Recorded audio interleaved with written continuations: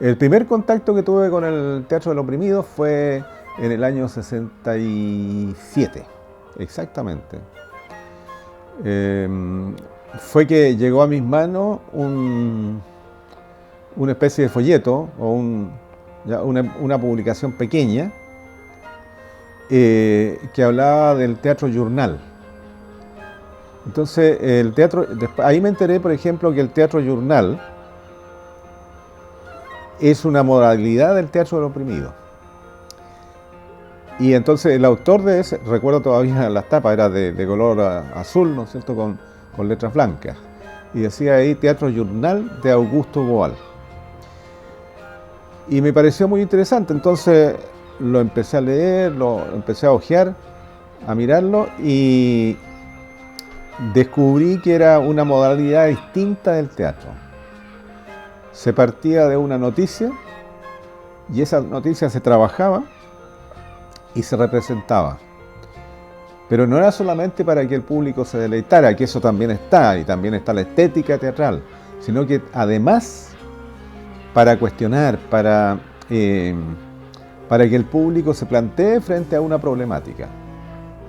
Entonces, esa fue la primera aproximación al Teatro del Oprimido. En esa época yo no sabía que se llamaba Teatro del Oprimido.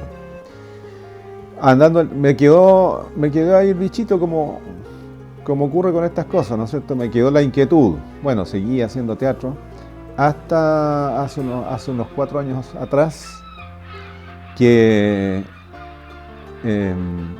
buscando algunas cosas de teatro en la internet, me encontré que daban un taller de teatro del Oprimido acá en Valparaíso. Bueno, ya yo con el tiempo ya sabía que se trataba del Teatro del Oprimido, que el Teatro Journal, junto con el Teatro Imagen, el Teatro Foro, el Teatro Legislativo y el Teatro Invisible, son las 5 modalidades que tiene el Teatro del Oprimido. Y me entusiasmé y fui a la Casa Arte que estaba en Condel, frente a Lipa, y entonces me inscribí en el curso y me encontré con que el curso lo hacía una profesora brasileña, una facilitadora brasileña, que se había formado con Augusto Boal, Doris Furini. Ahí tuve el gusto de conocerla. Hicimos el taller que fue extraordinariamente interesante. No habíamos muchas personas porque no sé si falta de información, no sé qué. Entonces terminamos con una presentación de Teatro Imagen en la Plaza Victoria de Valparaíso. El Teatro del Oprimido es una forma distinta de hacer teatro. En el Teatro del Oprimido se rompe con la dicotomía entre actor y espectador.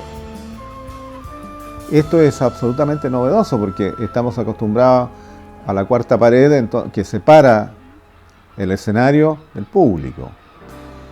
¿Por qué digo que se rompe con la cuarta pared?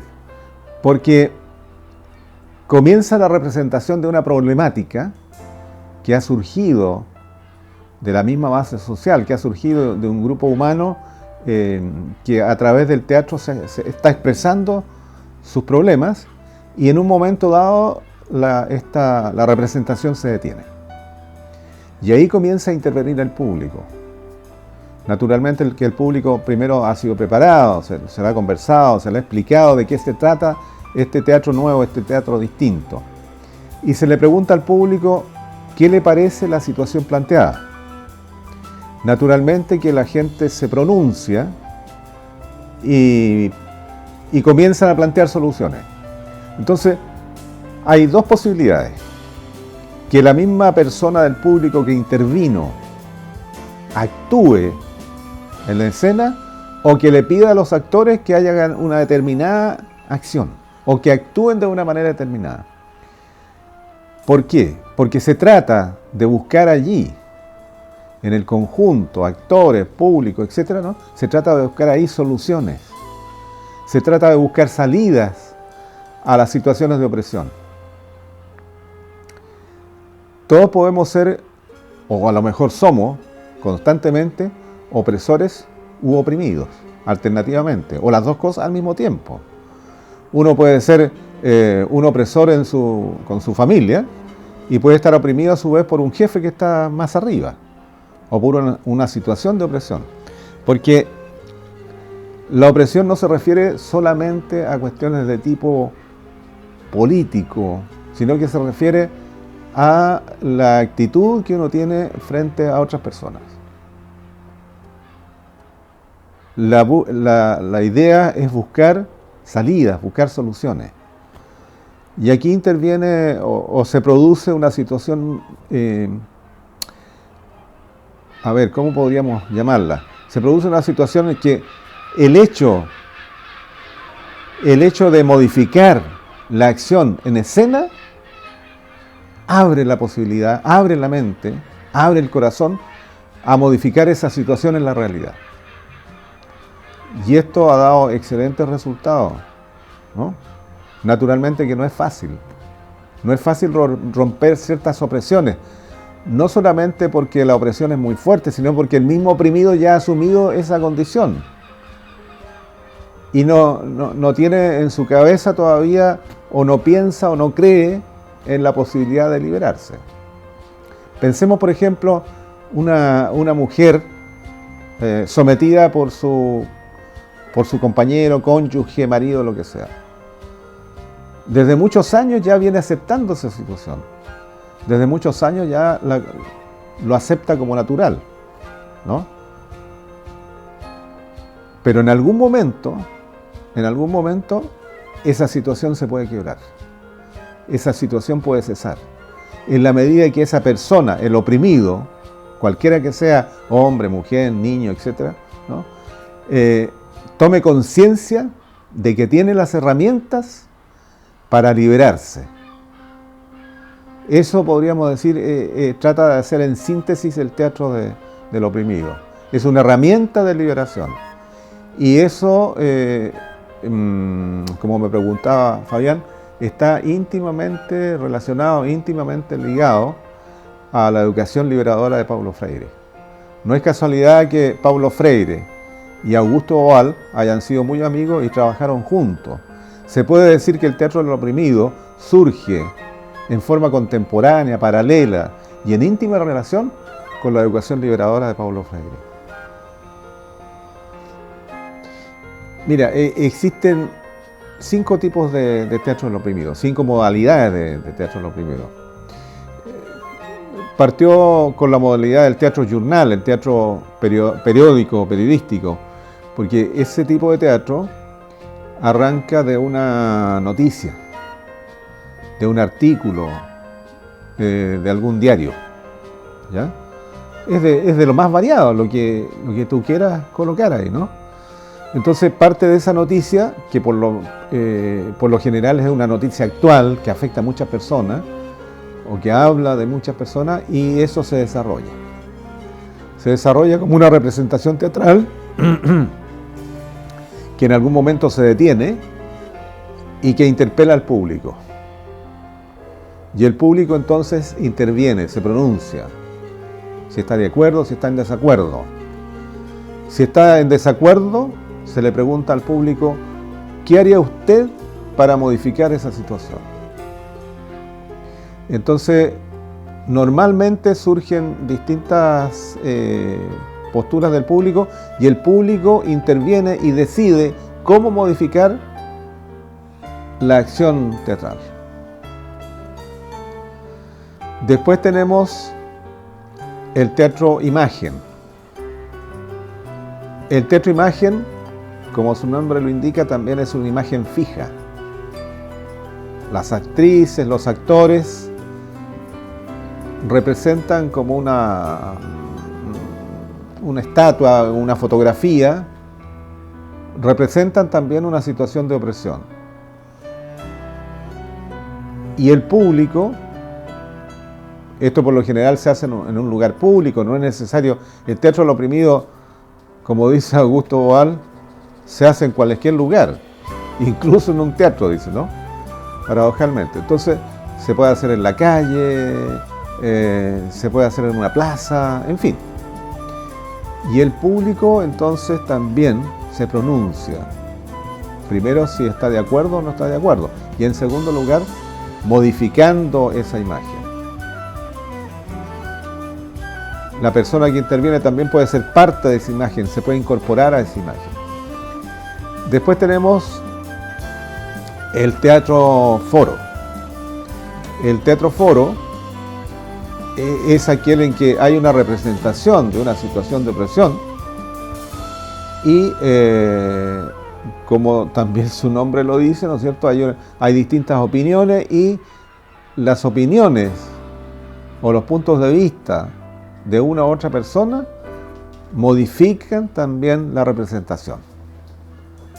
Y al mismo tiempo, o de igual manera que en el teatro imagen, el público se puede hacer parte de estas soluciones. El teatro invisible es una representación que se hace también en lugares públicos, el metro, una plaza, etcétera, en que las personas no saben que se trata de una representación. Hay muchas experiencias, por ejemplo, en Brasil se hacía en el metro, ¿no? Se puede hacer en una micro, en fin, ¿ya? Y lo que se busca es la reacción del público. Un ejemplo cualquiera, ¿ya? El acoso sexual a una pasajera. Está representado por actores, por actrices. Y hay otros actores, hay otras actrices que están como público y que comienzan, si el público no reacciona, si la gente que ve esto no reacciona, entonces ellos dan la pauta para pronunciarse sobre esa situación, sobre esa representación, ¿no? La idea es que la gente reflexione, que no se quede impávida, que no se quede, ¿no? Indiferente frente a las situaciones de opresión. Y está el que, a mi juicio, es el más complicado, porque el teatro es legislativo, porque esto ya requiere de una comunidad organizada, una comunidad que trata de intervenir también teatralmente en la formulación, en la discusión, ¿no? En la resolución de las leyes. Eso ya es más complicado, porque requiere el concurso o la anuencia de parlamentarios, por ejemplo. Eso se hizo en Brasil. Aquí en Chile no creo que se haya hecho, ¿no? Esas son las 5 modalidades del teatro del oprimido, que es una herramienta muy potente, muy lúdica, porque esto no excluye